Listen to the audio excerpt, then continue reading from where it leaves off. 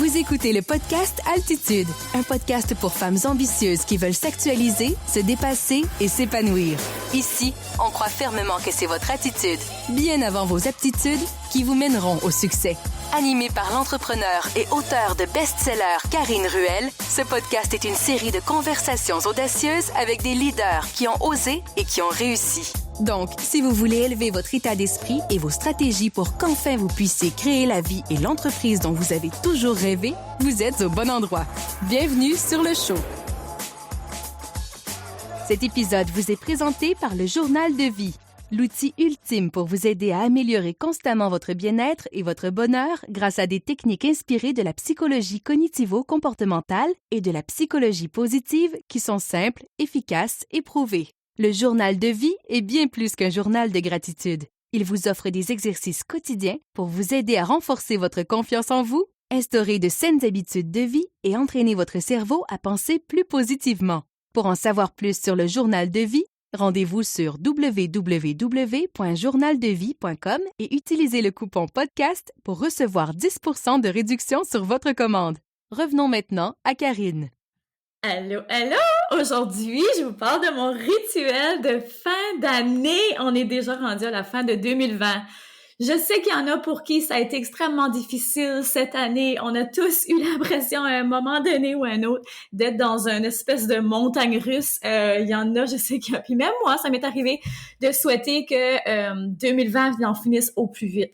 Mais quand on s'assoit 2 minutes puis qu'on y pense, tu sais, moi je suis beaucoup dans la reconnaissance et la gratitude. Ça fait tellement pas de sens de souhaiter que nos journées passent plus vite. Tu sais, je sais que c'est pas évident, surtout pour celles qui sont maman, papa, d'avoir nos enfants à la maison tout le temps, essayer de travailler, gérer les classes en ligne, tout ça. Ça peut vite devenir pesant, frustrant, stressant, mais reste que il y a tellement de belles choses qu'on a appris, que 2020 nous a appris.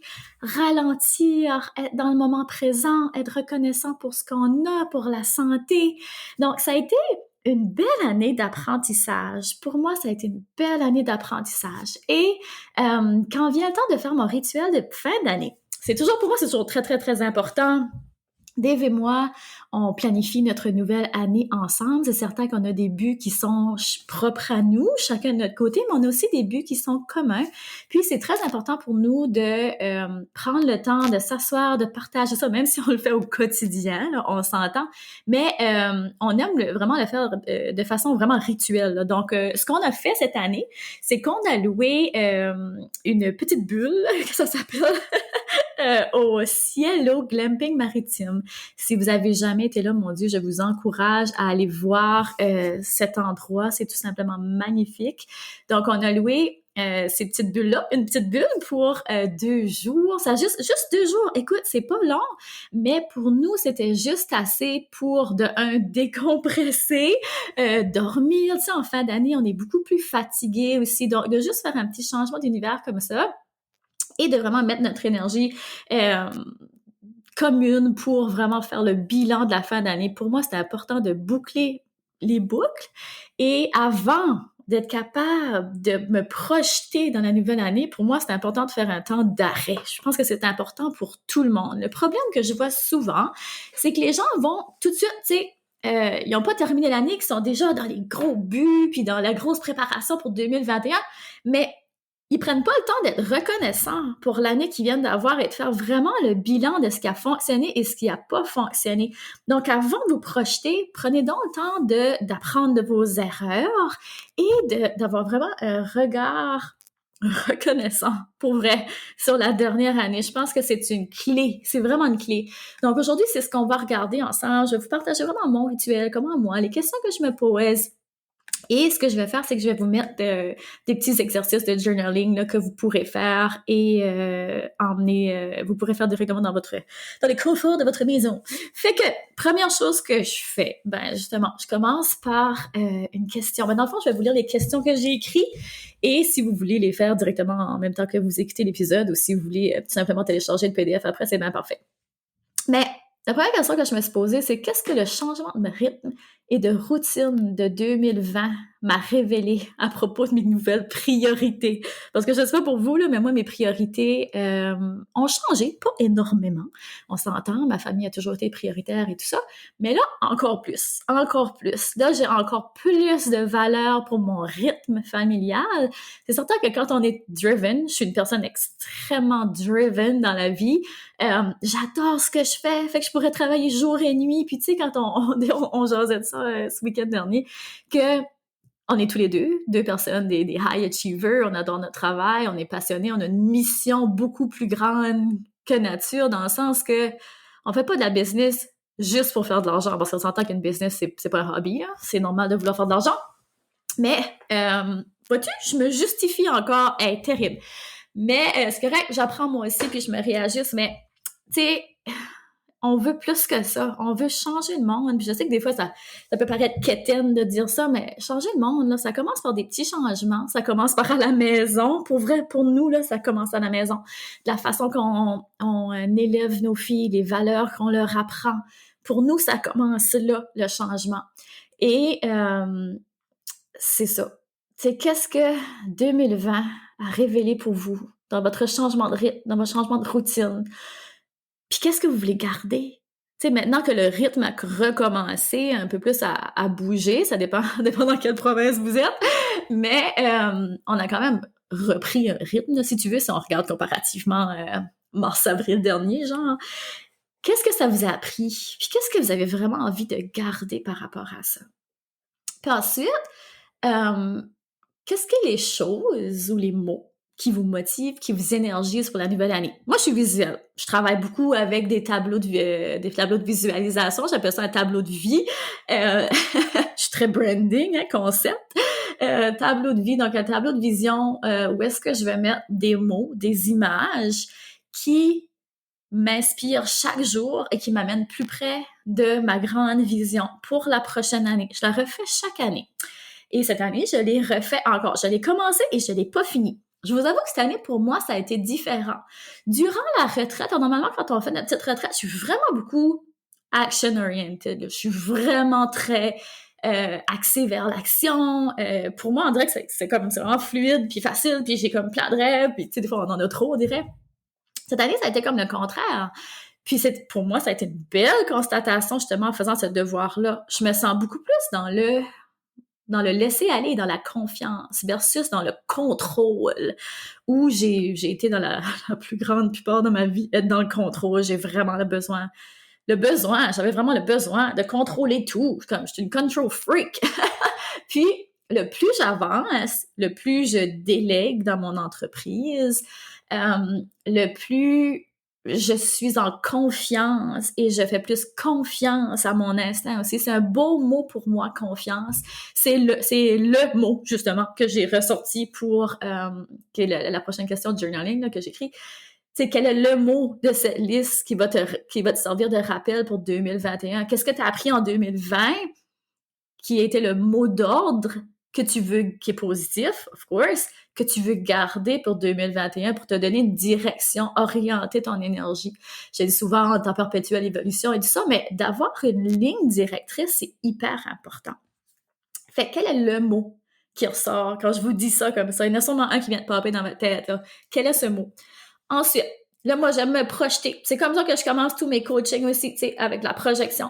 Fait mettons qu'on est je vous demande de vous projeter en décembre 2021, l'année prochaine. Où êtes-vous? Avec qui? Quelle étape importante vous réussissez à atteindre dans votre entreprise? Quels sont les apprentissages que vous avez faits? Quel genre de personne êtes-vous devenu? Avez-vous changé beaucoup? Êtes-vous plus, tu sais, je vous demande vraiment de vous visualiser, là. Vous sentez-vous plus rayonnante? Vous sentez-vous plus confiante? Est-ce que vous vous tenez droit d'une façon différente? Est-ce que vous vous habillez différent? Tu sais, là, je parle beaucoup de l'image, mais l'image, ce qu'on projette, ça en dit long sur notre intérieur aussi. Souvent, en tout cas. Des fois, on va dire aussi que l'habit ne fait pas le moine.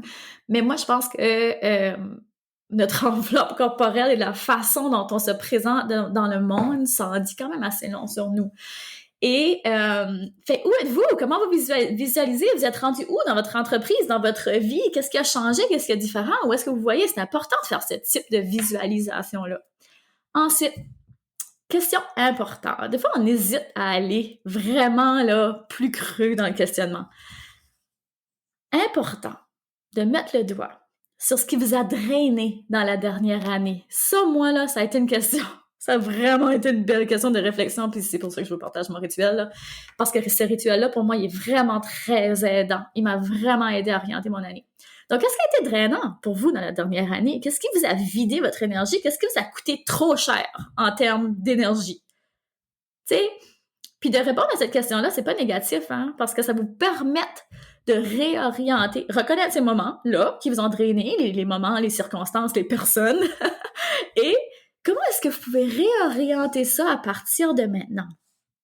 Et je sais, pour rester réaliste, que parfois, on peut pas juste claquer des doigts et faire disparaître par certaines composantes, right, de notre vie ou de notre travail ou, tu sais, même des personnes avec qui tu sais, de notre entourage. Alors, on peut pas juste faire disparaître ça comme ça. Mais, faut pas tomber dans le rôle de la victime ici. Il faut toujours essayer en tout cas, de rester dans le rôle de la conquérante, que j'appelle souvent, conquérante versus victime, donc d'être empowered, donc d'être dans votre pouvoir. Donc, comment est-ce que vous pouvez balancer ces parties drainantes-là à partir de maintenant? Puis c'est à partir de maintenant. Hein? Quand on fait ce travail-là, là, c'est pas à partir du... Tu sais, là, vous allez peut-être m'écouter tout dépendant... Puis peu importe, même si vous écoutez ce podcast ici en plein mois de juin, peu importe, attendez pas après une date. Comme là, tout de suite, le podcast, il va sortir fin décembre. Attendez pas le 1er janvier pour mettre ça en action. Moi, c'est certain que c'est un temps de l'année que je fais, mais je ne crois pas nécessairement aux résolutions de nouvelle année. Les résolutions sont là pour nous donner une ligne directrice. C'est pas parce qu'on va écrire nos résolutions. Il y en a qui pensent que c'est comme magique, là. Je vais écrire mes résolutions, je vais faire une couple d'actions, puis après ça va se faire tout seul. Non, faites-vous des plans. Vous savez, je travaille beaucoup avec les plans. Le Epic Planner, c'est un plan vraiment concret. J'ai besoin de concret dans la vie, moi. Fait que, puis je pense que c'est beaucoup comme ça, puis c'est peut-être la composante manquante pour bien des gens qui ont de la difficulté à poursuivre et à atteindre leur but, c'est parce qu'ils n'ont pas de plan concret. Mais ça, c'est je vais vous parler là, de ma routine de création au niveau vraiment business. Ben, business et vie, là. Avec le Epic Planner. Je vais faire un épisode début janvier pour vous là-dessus, mais cet épisode-ci, je veux vraiment qu'elle serve à que vous vous arrêtez 2 minutes avant de vous remettre à créer. Parce que si vous n'avez pas fait cette étape ici, qui est vraiment cruciale, elle est vraiment plus importante qu'elle a l'air, parce que ce que ça va faire, c'est que ça va amener énormément de clarté dans votre tête et dans votre cœur, et ça, c'est très important pour être capable de planifier la prochaine année. Donc, de faire votre ditch list aussi, qu'on appelle, de nommer les choses que vous voulez plus, justement, comme on vient de faire là, qu'est-ce qui t'a drainé durant la dernière année? Qu'est-ce que tu veux plus avoir? Tu sais, c'est pas négatif, c'est extrêmement positif de faire ça, parce que on a le pouvoir sur notre vie, vous pouvez construire, hein, à partir de là. OK, comment je réoriente ça? Quelles sont les actions est-ce que je peux prendre pour limiter mon interaction avec ces circonstances ou ces moments drainants-là? Puis rebalancer, c'est tout. Ensuite, maintenant qu'on a déterminé qu'est-ce qui était drainant, maintenant, qu'est-ce qui vous a énergisé durant la dernière année? Qu'est-ce qui vous a fait sourire? Qu'est-ce que... je parlais avec Dave hier soir, puis il venait de terminer une journée complète d'enregistrement de podcast. Puis il était comme, hey, j'ai pas arrêté de la journée, là. Je me suis rentrée dans mon bureau à 8h, puis, tu sais, Dave a eu il y avait une formation aussi le soir, il a terminé, il était comme 10h du soir, puis t'es comme, hey, j'ai parlé toute la journée, là, comme j'ai pas arrêté de minute. Mais il dit, je me sens tellement énergisée, là, comme je suis pas fatiguée, zéro, là. Mais c'est ça, elle est là, la clé. Faites plus de choses qui vous énergisent. Moi, je le dis à toutes mes clientes de coaching. Follow the fun. Suivez la joie. Suivez le plaisir. Rajoutez cette composante-là de joie, de bonheur dans votre job, dans votre entreprise. On le fait. Puis même si vous êtes dans une job, là, salarié, sans être entrepreneur, vous êtes quand même capable de faire ça. Tout est dans l'intention. Tout est dans l'intention. Fait que comment est-ce que vous pouvez rajouter du plaisir, des choses qui vous énergisent dans votre travail, dans votre vie quotidienne? Parce que là, c'est sûr que c'est un podcast de business, là, je parle beaucoup de travail, mais dans votre vie tout court, où est-ce que vous pouvez rajouter de plus de fun? La vie est bien trop courte! Comme, où est-ce que vous pouvez rajouter de ça? Donc, prendre le temps, là, vraiment de reconnaître les choses qui vous énergisent et leur donner la place. Donnez une place vraiment intentionnellement dans votre vie. Comment est-ce que vous pouvez incorporer plus de ces composantes énergisantes-là dans votre quotidien? À partir de maintenant, encore une fois, à partir de maintenant, il n'y a pas de minute à perdre, attendez pas après une date, à partir de maintenant, comment est-ce que vous pouvez inclure plus de choses qui vous font du bien? Juste ça, là, c'est tout, c'est juste ça, ce petit questionnaire-là, c'est tout, c'est pas long, là. Mais ça place la table pour 2021. Quand on commence l'année avec une énergie totalement différente, par exemple, moi, la mienne, je me rappelle, mon mot d'ordre, c'est confiance. Confiance, pour moi, ça veut dire énormément. Parce que dans les dernières années, je me suis pas fait confiance à beaucoup de niveaux. Au niveau de mon intuition, au niveau de mes choix de business, on dirait, il y avait beaucoup de choses que je me faisais pas confiance. Le syndrome de l'imposteur, moi aussi, j'ai dû comment dire, j'ai juste les mots en anglais, là, le tamer, en tout cas, j'ai dû vraiment l'amadouer, le domestiquer, en tout cas, je trouve pas le mot. Mais il a vraiment fallu que je le travaille parce que des fois, il ressort encore le syndrome de l'imposteur. Puis je suis comme, hey, ça suffit. Comme il y a des gens qui en savent moins que toi puis qui sont quand même out there. Puis c'est ça souvent qu'on oublie. Hein? Puis une autre affaire que j'ai dit aussi à ma cliente la semaine dernière, c'est que si tu te poses cette question-là, souvent le syndrome de l'imposteur, c'est pas les gens qui sont pas professionnels, mais c'est pas les gens qui sont pas haut placés non plus. Hey, j'ai de la misère avec mes mots en fin de podcast, moi!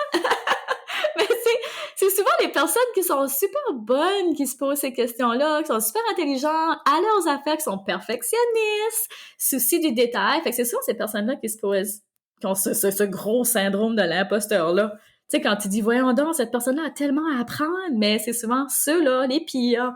Fait que confiance, pour moi, c'est mon mot d'ordre. Fait que je suis vraiment curieuse de savoir quel est votre mot d'ordre. Venez partagez-les.